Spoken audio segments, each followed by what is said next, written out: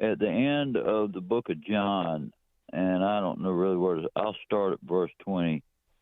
He says, then Peter, turning about, sees the disciple whom Jesus loved following, which also leaned on his breast at supper, and said, Lord, which is he that betrayeth thee? Peter, seeing him, saith, Jesus, Lord, and what shall this man do? Then Jesus saith unto him, If I will that he tarry till I come, what is that to thee? Follow thou me. Then went this saying abroad among the brethren, that the disciple should not die. Yet Jesus said not unto him, He shall not die.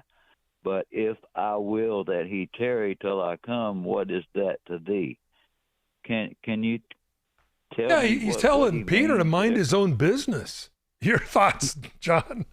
Yeah, well, it's 2 minutes. It's a great question. And, here in this chapter, Peter's being restored to the ministry publicly. He had been restored privately. Paul tells us that Jesus appeared to Cephas after his resurrection. He appeared to Peter. But here publicly in front of the disciples, you remember he had asked him the question, do you love me 3 times? Peter had denied Jesus 3 times.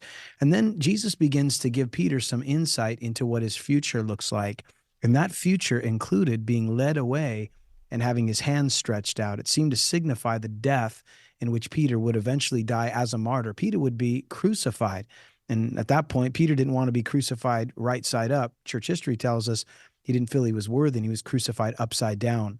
So he asked the question, well, what about John? What's going to happen to him? I mean, you tell me what's going to happen to my future. And Jesus said to him, hey, Peter, if I will, if let's just say, for example, John was going to remain till I come.